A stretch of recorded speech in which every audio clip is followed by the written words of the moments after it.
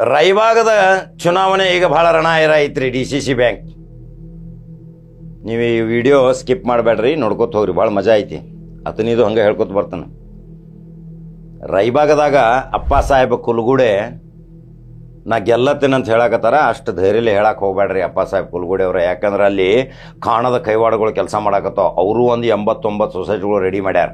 ಅಲ್ಲಿ ವಿವೇಕರಾವ್ ಪಾಟೀಲ್ ಸೊಸೈಟಿ ಅದಾವ, ತಲೆಯಾಗ ಇಟ್ಕೋರಿ. ಬೂಸ್ಗುಂಡೆ ಅಂತೇಳಿ ಯಾರೋ ಬರ್ದಾರ, ಅವ್ರೂ ಸೊಸೈಟಿ ಅದಾವ. ಲಕ್ಷ್ಮಣ ಸೌದಿನೂ ಅಲ್ಲಿ ಕೈವಾಡ ನಡೀತ್ರಿ. ಲಕ್ಷ್ಮಣ ಸೌದಿ ಅಭಿಮಾನಿಗಳು ಭಾಳ ಅದಾರ. ಅಷ್ಟು ಹಂಗೆ ಈಜಿ ತಿಳ್ಕೊಳಕ್ಕೆ ಹೋಗ್ಬೇಡ್ರಿ ಅಪ್ಪ ಸಾಹೇಬ್ ಕುಲ್ಗುಡೆ ನಾವು ಗೆಲ್ಲತ್ತೇವೆ ಅಂಥೇಳಿ. ಆದ್ರೆ ಅಲ್ಲಿ ಮಾಯಾಲೋಕದ ಮಾಯಾನಗರಿ, ಕಾಣದ ಕೈವಾಡ, ಮುಸುಕದಾರಿ, ಯಾವಾಗ ಏನಾಗ್ತೈತಿ ಗೊತ್ತಿಲ್ಲ. ಅಪ್ಪ ಸಾಹೇಬ್ ಕುಲ್ಗುಡೆ ಲಕ್ಷ್ಮಣ ಸೌದಿ ಅಜಾತ ಶತ್ರು, ಗೆಲುವು ಖಚಿತ. ಲಕ್ಷ್ಮಣ ಸೌದಿ ನೇರವಾಗಿ DCC ಬ್ಯಾಂಕ್ ಪ್ರವೇಶ.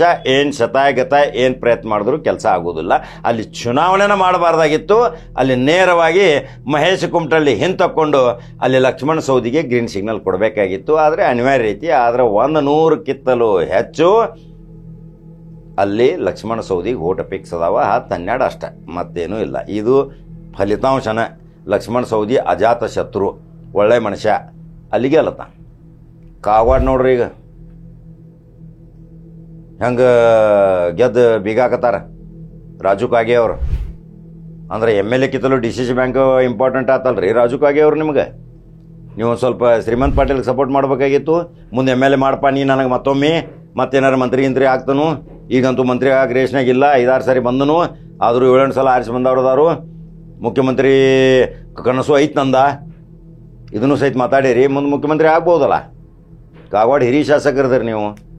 ಆ young star smart hero Srinivas ಪಾಟೀಲ್ಗೆ DCC ಬ್ಯಾಂಕ್ ಬಿಟ್ಟು ಕೊಡಬೇಕಾಗಿತ್ತು. ದುಡಿತಿದ್ದ ಹುಡುಗ, ಸಹಕಾರ ರಂಗದಾಗ ಅವನು ಒಂದು ಸ್ವಲ್ಪ ಕೆಲಸ ಮಾಡ್ತಿದ್ದ. ನಾನು ಮೊದಲನೇ ಬಾರಿ DCC ಬ್ಯಾಂಕ್ ಡೈರೆಕ್ಟರ್ ಆಗಾಕತ್ತೇನೆ ರೀ, ನಮಗೆ ಮಾಡ್ರಿ ಅಂತ ಹೇಳ್ರಿ. ಆ ಹುಡುಗ ತಕ್ಕೊಂಡ. ಆದ್ರೆ ಆ ಹುಡುಗನ ಜೊತೆ ಏನು ಒಳ ಒಪ್ಪಂದ ಆಗಿದ್ದು ಗೊತ್ತೈತೇನ್ರಿ ರಾಜುಕಾಗೆ ನಿಮ್ಗೆ? 28ಕ್ಕೆ MLA ಅವ, ನಕ್ಕಿ MLA ಆರಿಸ್ತಾರ. ಅವಂಗೆಲ್ಲೂ ಕುದುರಿ. ಅಲ್ಲಿ ಯಾರು ಏನು ಮಾಡ್ರೂ ಆಗೋದಿಲ್ಲ. ಶ್ರೀನಿವಾಸ ಪಾಟೀಲ್ 28ಕ್ಕೆ ಶಾಸಕ ಆಗತಾನ. ರಾಜು ಕಾಗೆಯವರು ನೆನಪಿಟ್ಕೋರಿ. ಅದ ಮ್ಯಾಚ್ ಫಿಕ್ಸಿಂಗ್. ರಾಜಕಾರಣ ಹೆಂಗೆ ಮ್ಯಾಚ್ ಫಿಕ್ಸಿಂಗ್ ಆಕೈತೆ, ಅರಾಲ್ಡೇಟ್ ಇರ್ತೈತಿರಲ್ಲ ಜಿಗಿಟ್, ಹಂಗೆ ಹಚ್ಚಿಬಿಡ್ತಾರೆ. ಇವು ಚುನಾವಣೆ ವಿಶ್ಲೇಷಣೆಗಳು. ಯಾವಾಗ ಯಾರು ಶತ್ರು ಅಲ್ಲ, ಮಿತ್ರ ಅಲ್ಲ, ಯಾರು ಇದಲ್ಲ. ಈಗ ರಮೇಶ್ ಕತ್ತಿ ಕ್ಷೇತ್ರದಾಗ ಅಲ್ಲಿಯೂ 15 ಕಡಿಮೆ ಬೀಳ್ತಾವ ರಾಜೇಂದ್ರ ಪಾಟೀಲ್ಗೆ. 15 ಗಚ್ಚಿ ಅದಾವ ರಮೇಶ್ ಕತ್ತಿ ಗೋಡಾವಂದಾಗ. ಚಾವೆ ಹಾಕಿಬಿಟ್ಟಾರ ಅವ್ರು. ಇನ್ನು ಅವ್ರು ಅದನ್ನು ಚಾವೆ ತೆಗಿಯಕ್ಕೆ ಸಾಧ್ಯ ಇಲ್ಲ. ಎಲ್ಲ ಅಲ್ಲೇ ವ್ಯವಸ್ಥೆ ನಡೆದೈತಿ. ರಿಸಾರ್ಟ್ ರಾಜಕಾರಣ ಆತಲ್ರಿ DCC ಬ್ಯಾಂಕ್ನಾಗ. ಇನ್ನು MLA MP ಎಲೆಕ್ಷನ್ದಾಗ ರಿಸಾರ್ಟ್ ರಾಜಕಾರಣ ಮಾಡ್ಬೇಕು. 2-3 ಲಕ್ಷ ಜನರನ್ನು ಕರ್ಕೊಂಡು ಹೋಗ್ಬೇಕ್ರಿ. ಪಾಪ ಸಾವಿರಾರು ಕೋಟಿ ರೂಪಾಯಿ ಆಸ್ತಿ ಮಾಡ್ಯಾರಿ, ಸಾವಿರಾರು ಕೋಟಿ ರೂಪಾಯಿ ಉದ್ಯೋಗಪತಿಗಳದಿರಿ, ನೂರಾರು ಕೋಟಿ ರೂಪಾಯಿ ಕೊಳದು ಬಿದ್ದೈತಿ. ಮತ್ತು ಅದು MLA MP ಎಲೆಕ್ಷನ್ದಾಗ ರಿಸಾರ್ಟ್ ರಾಜಕಾರಣ ಮಾಡ್ಬೇಕಾ? ಮತದಾರಿನ ತಯಾರಾಗಬೇಕು. ನಾವು ರಿಸಾರ್ಟ್ಗೆ ಆದ್ರೆ ಓಟ್ ಹಾಕೋರು ಇರ್ಲಿಕ್ಕಿಲ್ಲ. ನಮಗೂ ಪ್ರವಾಸ ಕಳಿಸ್ಬೇಕು. ದಿಲ್ಲಿ, ಉತ್ತರ ಭಾರತ್, ದಕ್ಷಿಣ ಭಾರತ್ ತೀರ್ಥಯಾತ್ರೆ ಮಾಡ್ಕೋತ ಹೋಗುದ್ರಿ. ಈಗ ಟ್ರೆಂಡ್ ಹಂಗಾತು. DCC ಬ್ಯಾಂಕ್ನ ರಿಸಾರ್ಟ್ ರಾಜಕಾರಣ, ಗ್ರಾಮ ಪಂಚಾಯತ್ಯಾಗ ರಿಸಾರ್ಟ್ ರಾಜಕಾರಣ, ZPದಾಗ ರಿಸಾರ್ಟ್ ರಾಜಕಾರಣ ಆಗೋದಿಲ್ಲ. ಗ್ರಾಮ ಪಂಚಾಯತ್ಯಾಗ ಹಾಕೈತಿ 28-30 MLA ತೊಗೊಂಡು ಹೋಗ್ತಾರೆ ಮೆಂಬರ್ಗಳ್ನ. ಆದ್ರೆ MLA ಮತ್ತು MP ದಾಗೂ ಆಗ್ಬೇಕ್ರಲ್ಲ. ಅದರ ಸಲುವಾಗಿ MLA MP ಸಲುವಾಗಿನೂ ರಿಸಾರ್ಟ್ ರಾಜಕಾರಣ ಮಾಡೋ ಸಲುವಾಗಿ ತಯಾರಾಗ್ರಿ. ಮತದಾರ ನೀವು ಗಟ್ಟಿ ಆಗ್ರಿ. ಒಯ್ಲಿ ನಿಮ್ಮನು.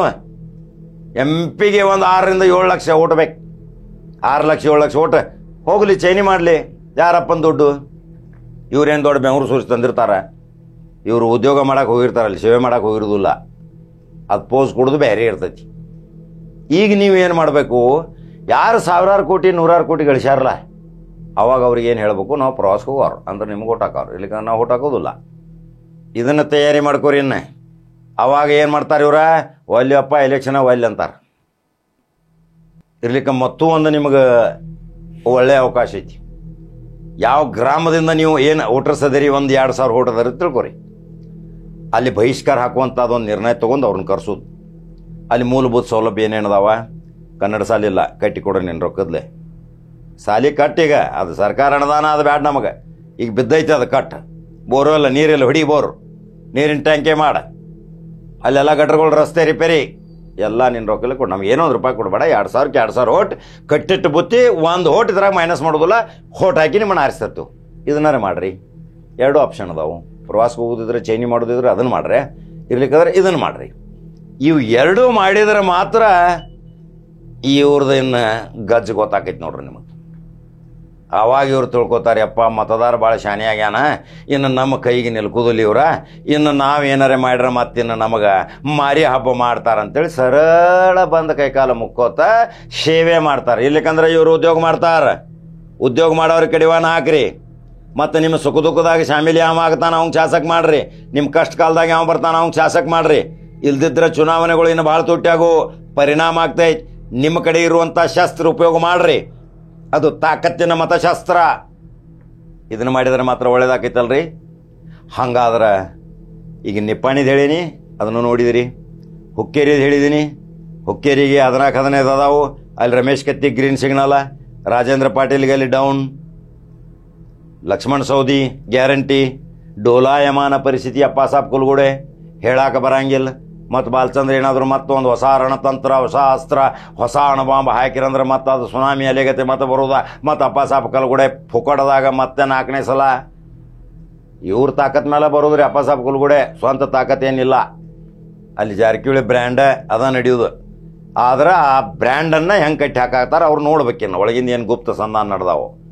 ಈ 3 ಕ್ಷೇತ್ರದಲ್ಲಿಯೂ ಸಹಿತ ಡೋಲಾಯಮಾನ ಪರಿಸ್ಥಿತಿ ಐತಿ. 2 ಮಾತ್ರ ಕ್ಲಿಯರ್ ಆಕಾವ, ರಮೇಶ್ ಕತ್ತಿ ಮತ್ತು ಲಕ್ಷ್ಮಣ್ ಸವದಿ.